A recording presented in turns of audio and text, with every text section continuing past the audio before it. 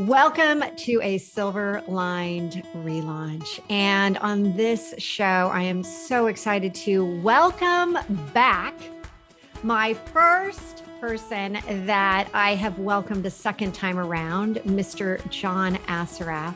And there is a reason that we had to get him back on. First, it is one of our most popular shows, episode number 35. And we had so much more to discuss that it only made sense to bring the guy that has created Neurogym, the Brainathon, all of these incredible things that he has been working on for literally a decade or two, or maybe even three, John? John Assaraf, as you may all know, part of The Secret. He's written many best-selling books. He followed up The Secret with his own book called The Answer, which just became one of my favorites. And I also had my biggest law of attraction moment, as I describe in our first episode together. When I manifested a meeting with him, he became my mentor. He has been coaching me, advising me for literally over 10 to 15 years. And I now call him my friend, and I welcome you, John, to the show. This episode is brought to you by the Fired Up Entrepreneur Program. And this is a program that we are so proud of. The results have been downright remarkable. And we want to invite you to get a glimpse of what it is like inside this program by inviting you to participate in the Business Boot Camp, which is a 5-day free event, and get involved with this because the pearls that we're going to be sharing each and every day are going to be the foundation for allowing you to make money, keep the money, grow the money, and strengthen not only your business, but also yourself. So please take advantage of this and join us at our next boot camp. You're listening to the Silver Lined Relaunch, and I'm your host, Hillary DeCesar, award-winning entrepreneur and transitional coach. Each week, I'll invite you to tune into inspirational stories, revealing how you too can turn ordinary experiences into the extraordinary. Feeling stuck? I'll share step-by-step strategies to fuel your ability to experience a life where silver linings are both abundant and possible. Thank you for being here. And the crowd goes wild. Hi, Hillary. It's so good to be back. And I've thoroughly loved watching how you absorb information, you set big goals and a big vision, and you bring so much value to people's lives. I just love how you're making such a big difference and such a big impact in the world. So it's so wonderful to play, have fun together, have an impact together. So thank you. Well, I think that, so much of where I am today, I can credit your help, your advice, your guidance. And I think you really helped me when I think about the direction of the Relaunch Co., really being able to formulate the 3H effect that I have now coined as the heart to the head to the higher self. And for so long, being that corporate girl over 10 years in Silicon Valley, and then leaving and becoming an entrepreneur and meeting you at such a critical part of my life, and having you be able to say, Hillary, what do you really want? What are you really going for? And when you now are doing all that you're doing, you're really leading with the scientists that you work with, the research that you have done. You're leading the charge in what's coming out around neuroscience, around brain science. And so I know you have an amazing event coming up, a Brainathon. For those that have no idea what the heck is a Brainathon, let's go there. But also, I'd love to highlight some of the things that are being turned on its head right now about what we thought to be true about law of attraction, manifestation, and making those things happen for our listeners. Well, I think as a behavioral neuroscience researcher, this is what I do every single day is figure out like what's happening in our brain. And the reason I wanted to understand more about the human brain is just understand myself better. Like, I know I've been a voracious reader for the last 40 years, even though I hated school and failed English and failed math and left high school in grade 11. I became a voracious reader when I got really curious and interested in certain topics. And one of them happened to be neuroscience, how my brain worked. And the reason I wanted to understand how my brain worked is all while I was younger, and teachers told me that, I should go into like a trade school because, I really wasn't good in school and I wouldn't be able to really get ahead in school. And maybe that college wasn't for me and university was for me, even though I heard if you don't go to college, you really aren't going to be able to do well in the world back then. I was fascinated with what impact that had on me. And like, I wanted to be a doctor when I was a kid. And I was talked out of pursuing that because I didn't do well in math in grade 7. In grade 7, and I'm fascinated with biology and chemistry and the human brain, but I was talked out of it for not being smart enough in school. And so I wondered what the impact was on my education. But I also, as I got older and I started building companies, I started wondering, what's the impact of the beliefs that we have on our behavior? What's the impact of our self-image or self-worth or self-esteem on our results? What's the impact of having fears like fear of failure or fear of being rejected or ashamed or ridiculed or judged? And not only was I fascinated with those things, but once the research around what was actually happening in the human brain, in my brain, in your brain, and what effect that had on neurochemistry that caused certain feelings. And based on the feelings we had, we either took action because we were motivated to take action, or we froze in fear or did something else and procrastinated or self-sabotaged ourselves because we were afraid of being embarrassed, ashamed, ridiculed, judged, or we were afraid of failing. So I got fascinated with what were scientists, neuroscientists, and neuropsychologists discovering about that. And once I started to understand that every one of us has this, $100 billion brain, but maybe we're just not good operators of our brain. It's like that computer and we can't figure out how to turn it on. Yeah. So as I got deeper and deeper into the science and the research, people asked me like, what are you discovering? What are you learning? How could I use it to, help my child? How could I use it to help myself? How can I overcome, failures that I've had or disappointments that I've had? And so I started to bring these scientists together for, a brainathon, people who were on the cutting edge of here are the obstacles you may be having. Here's what we're learning about where they are in the brain. Here are techniques to get rid of them so that you can stop standing on the edge of your potential and you can actually start doing more, having more, being more, giving more, and really loving your life more, which is what I think everybody wants. So I started doing this brainathon 9 years ago, and every year Has it really been 9 years? This will be the 9th year we've done the brainathon, and it's a free training that we do for 6, 7, 8 hours. People come for an hour, for 3 hours. Many people come for 7 or 8 hours. So we don't charge $1,000 or $500. It's free. And people come, show up. We bring some of the best instructors in the world, and people's lives get changed that day, that week, that month.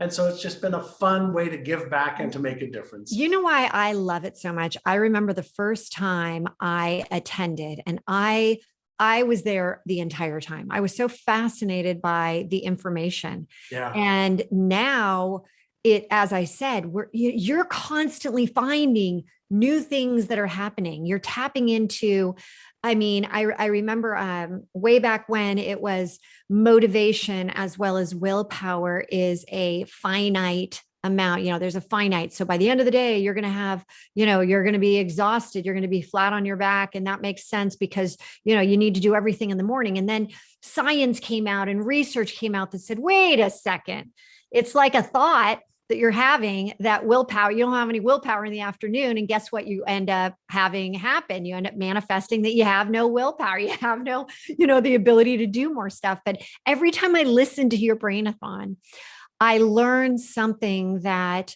is a little bit polarizing. It's like, wait a second. You're debunking myths that are, that we've all thought were, this is what's happening. And for me, the light bulb goes off each time with some new information that I bring into my business. I bring into with, coaching my own, people that I work with, and it changes the way that I look at so many different areas in my own life. And so I can't, first off, I can't believe it's been 9 years, but how you've advanced, and you've got Jack Canfield coming on, you've got Lisa Nichols, you've got these people that are just the icons in the industry around, manifesting, around doing the best you can in your life and having a true lifestyle of success, which is what I always talk about. And everybody has an individual approach on that.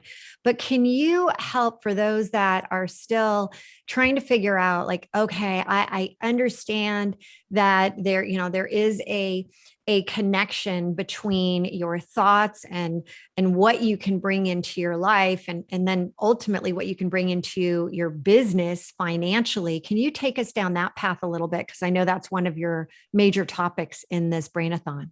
Yeah, sure. So the theme for this year's Brainathon, especially after what we've been going through for the last year and a half for many people in their personal lives, if they have jobs or businesses, is can I change my brain to change my income and my wealth? And so let's go there for just a moment. Because I think that is, I just read that in March of this last year, a Google search that brought up, actually surviving your business, thriving in, during COVID times, was about 10 million people looking that up.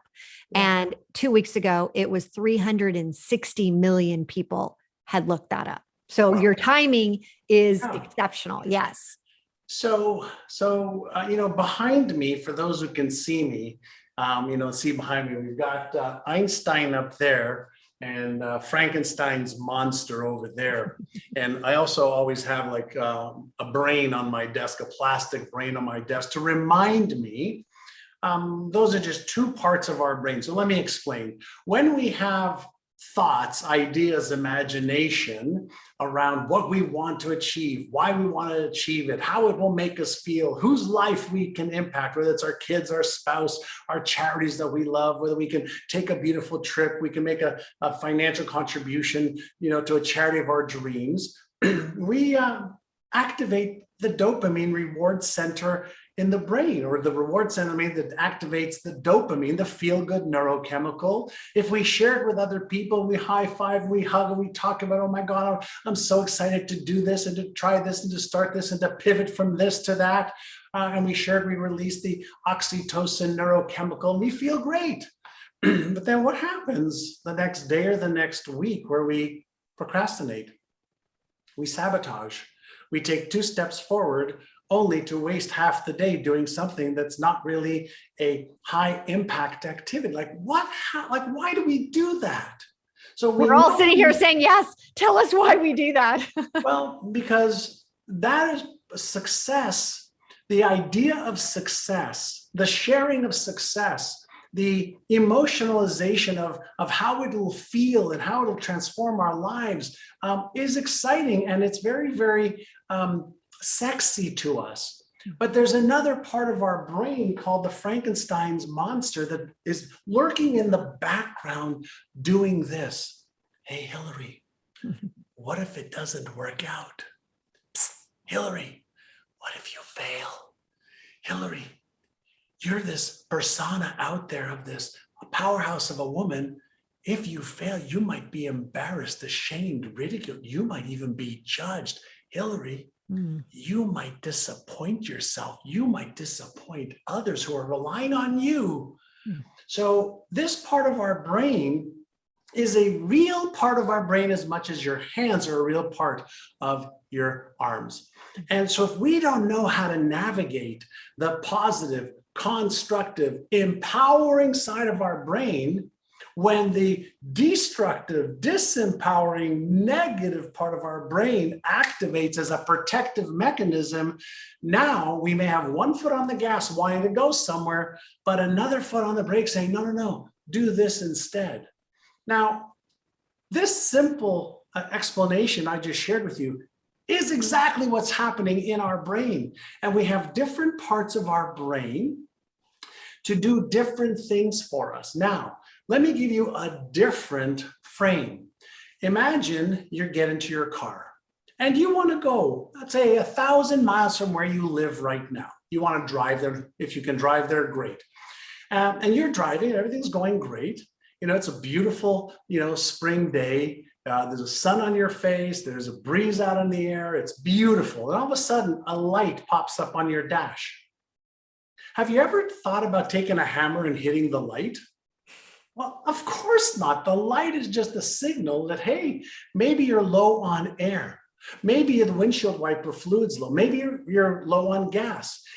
It's a signal. Well, what if I told you that once you set a goal, a vision, a transformation from where you are, what you're doing to what you want, etc., the very next second, 2 seconds, 10 seconds, there's a part of your brain that's going to come up as a protective mechanism just in case there's something in your memory bank that you didn't have when you were born, that you accumulated through your life, that says, hey, last time you did this, this and this and this happened. Either you lost money, you lost time, you were embarrassed, you felt a little, this isn't really good. It just gives you that as a signal, just as a warning signal, hey, be aware. Now, most people haven't practiced being mindful and totally in tune with their body, which is the vehicle that vibrates at the level of the neurochemistry that's been released by their brain. So now I think about what I'm feeling what I think about it, and it happens to be negative, and I don't know how to deactivate or interrupt that pattern. You know what I'm going to do? I'm going to listen to the part of my brain that's going to protect me instead of the part of my brain that wants to achieve amazing things. Isn't this, when I hear this, it's, yes, I understand that the brain is there to keep us safe, to keep us, familiar with what we're doing. Right. But gosh, it just holds us back from doing so many of the amazing things that we are. No, it doesn't. Hold on. Well, okay, but wait a second. It holds us back until you know what you teach that allows us to then say, wait a second, it doesn't have to be like that. But for so many of us, we are on autopilot. I know that, that you just kind of like go along. You don't know what you don't know, right? So that's what I'm saying. What really holds us back? So let me share with you. I'm telling you what really holds us back. And I'm going to tell you a story. Mm-hmm. What really holds us back is ignorance. Right. What you know, you don't know. or you don't even know that you don't know, right? Yeah, so you don't even know it. Not knowing holds us back. So many years ago, when the Navy was certifying and looking for Navy SEALs, they found some of the most amazing candidates to go through their training after training after training, powerful, smart people that were going through the training. And then on the final training and test, they were having more than normal amounts of Navy SEALs that were actually falling out. They just could not complete the final test. And so they were wondering, why are so many of these incredible candidates falling out at the last point of the test? 2 weeks they've gone through hell weeks, right? And so here was the final test. You put on all of your scuba gear, right? You go underwater, and then 3 instructors pull off your mask, turn off your air supply, remove your fins. They disrupt you to the point where you feel like you're running out of oxygen. You feel like you're gonna die, and they would bolt up to the top to save themselves. Well, guess what? As a Navy SEAL, you can't do that. That is cause for failure. So they're like, what is happening? And here's what they discovered. The Navy SEALs didn't have any training in fear management, and especially at that level of fear. If I'm underwater, I'm out of air, I'm going to die. These instructors are holding me down.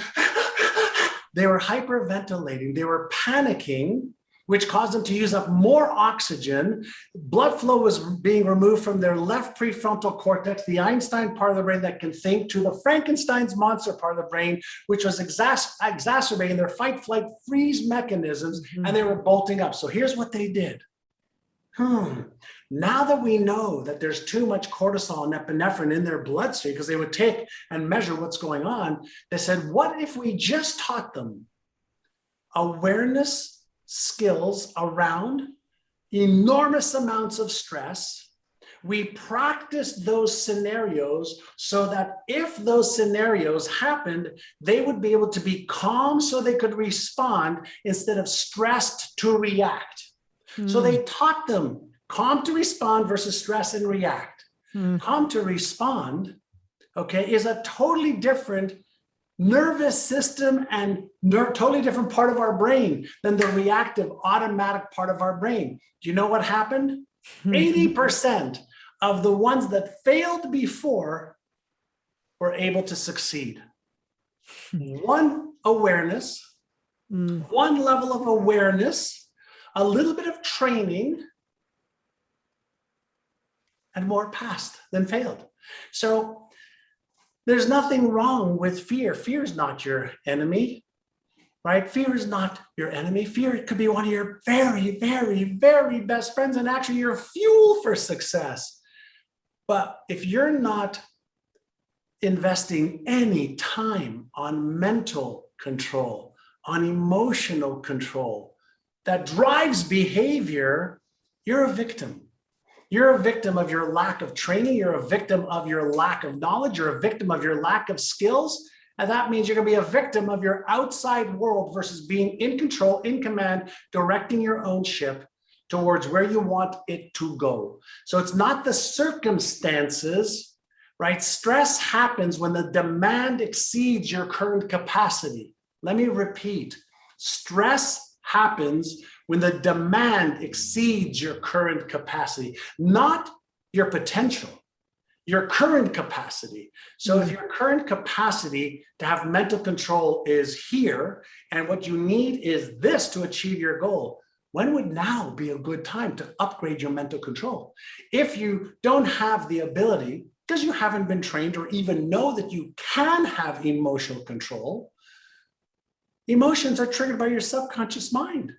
They release neurochemicals that causes you to feel certain things. When we feel motivated, we have a motive for action. When we feel fearful, we have a motivation to stay the same or to retract.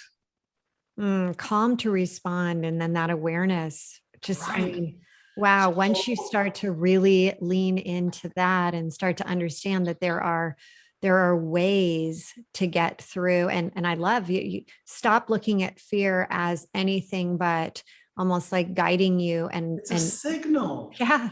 It's fear, great. There's 50 different types of fears. There's 50 different types of fears. What if I said to you, there's 50 different types of animals that can kill you? You'd probably say, well, which ones? If one happens to be around here, what should I do? Or better yet, let me avoid that one altogether. Right? But we know how to manage animals, that might be dangerous for the most part. We know how to manage a lot of things that can hurt us for the most part. But do we know how to manage thoughts and emotions that can hold us back? Do we know how to manage? Don't you find it interesting that we're not taught this? I'm blown away. I mean, even your story about the Navy SEALs, this is something that has only just come up, right? Why do we not plan for this at the very beginning when we were young? Why did we not learn? Listen, Hillary, everything has changed. Know. Yeah, listen, in defense of science, we've only been doing science for 500 years. We've been evolving for 2 million years. In Homo sapien form, a couple of 100,000 years, but 500 years of science. And even in that 500 years, it's only been in the last 10 years, 15 years, where we know that something called neurogenesis happens and neuroplasticity happens. Mm-hmm. We thought that we're born, here you are, you're hardwired, kid. You're going to be just like your mother, just like your father, maybe some grandparents' traits. Well, we know that's not true. We didn't know much about DNA and genetics and predispositions for certain things. We didn't know anything about epigenetics. We didn't really know. But now that we know, this is why I get so excited about it. Now that we know, it's kind of like now that we know that there's fire, now that we know that there's electricity, it's like, let's light up our own world, right? Let's take control of, like, listen, if I gave anybody that's listening or watching right now $100 billion, I'm going to put it into your bank account right now, and you only have one job. Ready? Build me one of these that works as great as this. I'm not talking about the plastic one. I'm talking about build me a brain as powerful and complex as the human brain that I'll give you $100 billion. And guess what? We haven't been able to do it yet. And we've spent way more than $100 billion. So that means that you and I already own an organism worth over $100 billion. Mm-hmm. Do you realize how much power you have already? Now, do you know what a governor is, Hillary? Mm-hmm. So if we have a car that goes... Yeah, we took the governor. We took the governor off of a golf cart once, and it ended up going way too fast. Right. So what happens is, a governor on a go-kart, a governor on a golf cart, a governor on the engine of a car limits the speed at which the car can go. Well, if you bought a car that's supposed to go 100 miles an hour and it had a governor that only went, allowed the car to go 20 miles an hour, you would look to take off that governor so at least it does what it's supposed to do. People have not considered the fact that their limiting beliefs are governors. Their self-image, their self-worth, their self-esteem is a governor. The fears that they're allowing to hold them back are governors. The lack of knowledge and skill to achieve what they want is a governor. All solvable today. So the question now becomes, if you really are committed to achieving, whether it's a financial goal or a health goal or a relationship goal or a career switch goal or starting a new business or expanding a business goal, and you have mental or emotional governors, when would now be a good time to learn how to just take them off? You know what? This was a great metaphor for really understanding what people are doing and the limitations that they are putting on themselves, no doubt. Yeah, or the limitations that, our parents put on us, our teachers, our experiences, our spouses, whatever it is, whether it was self-imposed or imposed upon us, or whether we just got conditioned that way, how we became, governed by the limitations is not as important as what we choose to do about it. And there hasn't been a better time ever to discover, to recognize this and this is holding me back. No problem. We're going to do this in a state of no judgment, no blame, no shame, guilt, or justification, just awareness. Now we say, okay, what are the techniques, tools, tips, and resources to help me eliminate it? Like, let me get rid of it, right? We want to get rid of cancer. We want to get rid of a lot of things in our lives. Well, why not get rid of the governors? Like, why not get rid of the things that are holding us back? And why not change your interpretations of what you've been seeing and what you've been leaning into and how you've been living your life? So great. And when you start to talk about this, what your main topic is for the Brainathon, change your brain, change your income. What you're saying is that once you become aware of this and you start to take the governors off of the limitations you're putting on yourself for revenue growth, it's really, there's so much opportunity. You're just like, I talk about, powerhouse of possibilities. It's tapping into this untapped reservoir. Yeah. Listen, we don't earn what we're capable of earning. We earn when we are conditioned to earn. Mhm. Where is that conditioning? It's in here. It's not out there. Right? Absolutely. So what if we could recondition? A visual I like to always use is, do you upgrade your mobile phone software? Do you Absolutely. upgrade your computer software? Yeah. What about your brain software? When you upgrade the software, it operates better, doesn't crash as much. Well, what I'm talking about and why I do the Brainathon is to give people the tools to upgrade the software, the thinking, the awareness, and the behaviors that drive your results or lack of results. Because behavior, ultimately, what we do and what we don't do, not doing something is a behavior. Procrastination is a behavior, right? Self-sabotage is a behavior. Mhm. Being unmotivated is a behavior. Every single one of these. Right? So the question is, do I want to allow the stories, the reasons, the excuses, the circumstances to control and define me? Mm. And if you answer, yeah, I want that too. Great, keep doing what you're doing. But if you're ready to break free,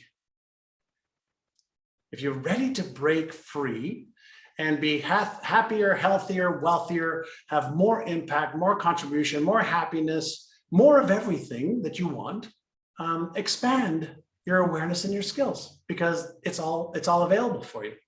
So what are you most excited about when you have your Brainathon and you're on there for 8-9 hours of delivering this? What right now in our current times, what is the most surprising scientific kind of change, polarizing, thought reversals that you're hearing and seeing that you're going to be discussing?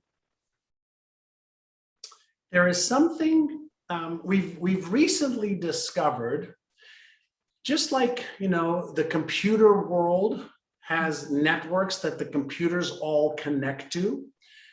We've discovered that we, in our own brain, we have 3 core networks, and then all of our circuits tie into and tap into those networks. So we have something called the executive function network. We have something called the salience network, and then we have something called the default mode network. What is the default mode network? This is the one that I've really been investing a lot of time on.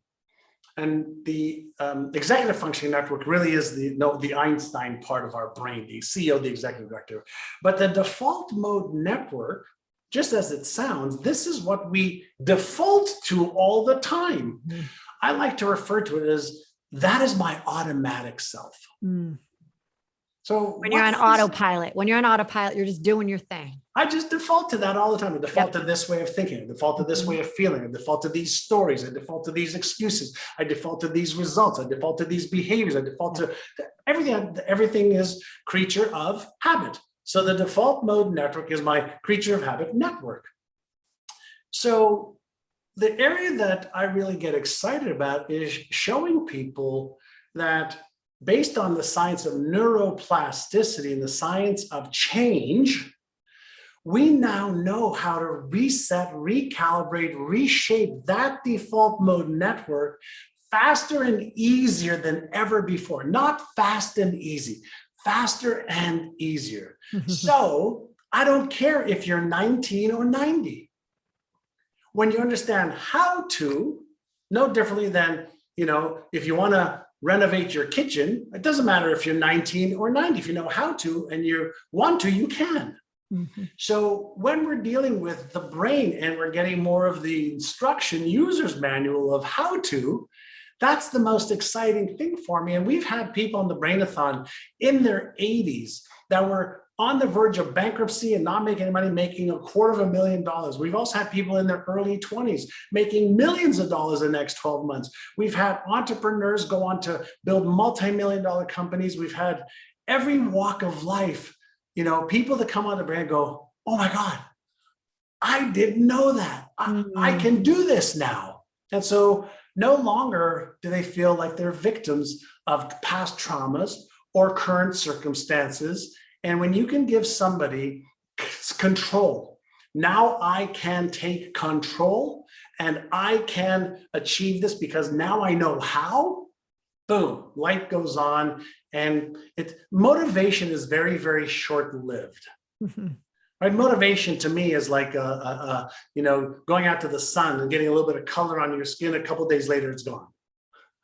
Right? But when you're teaching somebody, how to control their lives, it's like, remember the old saying, if you give somebody a fish, you feed them for a day. You teach somebody how to fish, you feed them for a lifetime. Mm-hmm. Well, this is about teaching people how to fish, to be self-sufficient with the tools and the techniques of what to do right now to master your mindset, master your emotions, master your behaviors, so you master your life. This is all so great. So what can we do to continue to stay involved with you, to hear more about when your next Brainathon is going to happen? The next Brainathon is coming up, and I will give you a link. There'll be me, Jack Canfield, Lisa Nichols, Marissa Peer, Dr. Lisa Feldman Barrett, Dr. John DeMartini, and myself. We'll be doing an all-day event again. People can come for an hour or 2 or 5 or 8 and come learn. Bring it that day where you are going to change. And we'll give you the link so that people can join. Yep, I will definitely put it in the show notes. And awesome. Is there a last takeaway that you would say that, even before the Brainathon, is there one thing that people can start working on right now? Yeah, you come to the Brainathon with your biggest, boldest vision and goals you have for your life. And I will promise you, we will show you how to achieve it. Oh, did you hear that, everyone? Come on, get, I call it scazy, scary and crazy goals out there. Let's do this. All right. Well, John, so much fun always. I enjoy seeing you, hearing you. I think that this is going to be an episode people are going to want to go back and re-listen to. And as always, I learn something each time you come on and I hear you. So thank you again. And we wish you all the luck with the Brainathon, and we will definitely put all the links so that people can attend. Thank you, Hillary. Appreciate you. Way to make such a big impact and such a big difference in the world. Thanks, John. Take care. Thank you so much for tuning in to another episode of the Silver Lined Relaunch. If I said something today that resonated with you, will you please head over to iTunes right now and leave us a 5-star review and share this episode with others and help them find the silver linings as well. And don't forget, you can have immediate access to the show notes, any giveaways, and the links to those amazing beauty products at therelaunchco.com/podcast. Until next time, there's always a silver lining, and now is the time to hit the reset button to relaunch those transitions into transformations.